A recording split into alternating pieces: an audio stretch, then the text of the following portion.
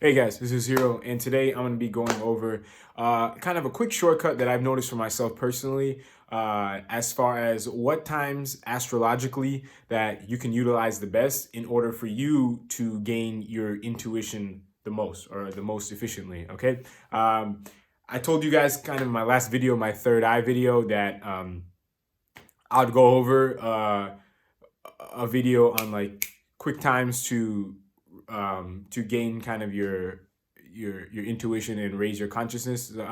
So this is that video, and this is basically gonna be purely just a shortcut from an astrological perspective. Okay, so the first thing is that you want to make sure you know what your own chart is. Okay, so when you see your chart basically shows at a just general sense what you've came to experience and also what you've came to learn spiritually. Okay, so now the stuff in your chart, I want you to notice kind of some key prominent features in your chart, okay? So that could be like aspects, conjunctions, retrogrades, and especially if a planet is stationary, okay? Some people don't even check for this, but that's probably the most important, okay?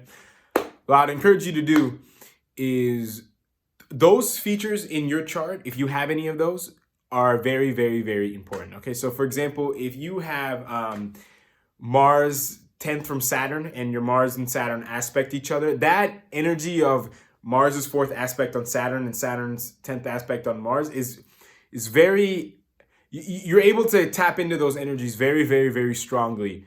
You'll notice in your life. Okay, now, so, or if you have like Venus retrograde or something in your chart, you're able to tap into that energy more. So when transits occur so this is kind of like the tip I'm going to give you. When transits occur in like the present that are the same as certain features in your birth chart, that's going to be the best time to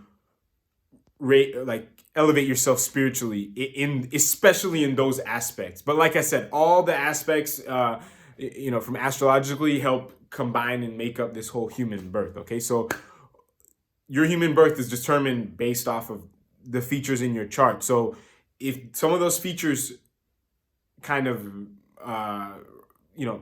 kind of come again throughout your day-to-day life, you'll notice you're able to tap into those energies. Okay, some of these things are very, very spiritual in themselves. Okay, for example, retrograde planets, especially stationary planets. I'll make a separate video on retrograde and stationary, but those two especially, they're very karmic. Why? Because okay, if you look at all like the karmic planets, Rahu, Ketu, they move backwards. Okay, so when a planet is retrograde, it's moving backwards. It's kind of almost behaving like them. When a planet is stationary or it's moving very, very slow, it's kind of moving slow like Jupiter and Saturn. And Jupiter and Saturn, they're also very, very, spiritual and karmic in themselves too. Okay, so when a planet is stationary, it kind of gives those energies as well in a different way that, like I said, I'll explain in another video. But when let's just say you have Mercury retrograde in your chart. Okay, so when there's a Mercury retrograde that happens in the current present transit, you'll notice that, I mean, you might not notice because you're obviously not other people, but you'll be able to connect with that a lot more than other people will. Okay, or for example, if you were born on a full moon night, when there's a full moon happening, you're going to be able to connect to that a lot more than other people. Okay, so or if Jupiter is stationary in your chart and there's a Jupiter stationary happening in the present, you will definitely be able to notice that. Like that would be a great time for like fasting and meditation and all that kind of stuff. Okay, like I said, it could be things like that, like retrograde stationary. It could be aspects, like for example, that Saturn Mars I gave you. If you had that when Mars happens to be 10 houses or 10 places from Saturn, you might want to utilize that time, as you're going to be able to connect to that a lot more. Okay, or like I said, conjunction. So if you happen to have Jupiter conjunct Rahu in your chart or something like this, and in real life that is just what happens to be occurring, I would strongly encourage you to try to hone in on those energies, kind of be aware of what that's trying to teach you, because in that transit, it's going to be a lot more amplified, and you're going to be able to learn a lot more quicker and efficiently during that time, because you already like inside have a stronger connection to that energy, if that makes sense. Okay.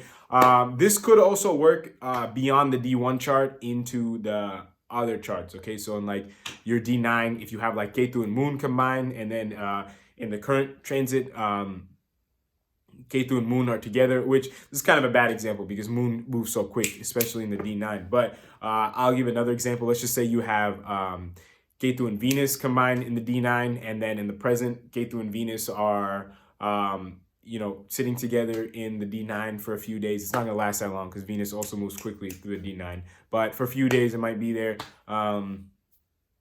You could also hone in on those energies also and try to understand that a little bit better, okay? Because you have that ability, okay? Your chart, it's got so many different things in there that that help up make your whole human birth experience from a spiritual level in this lifetime. And when some of those situations reoccur through transits, you're never going to find a transit that's exactly, most likely the same as yours in your lifetime. But you'll find some transits that have some similar things. Like, for example, if you have the Ketu and Venus conjunct in your D9 chart, or the Saturn Mars aspecting each other in the D1 chart, and that happens to happen again in your life, you can go ahead and connect that.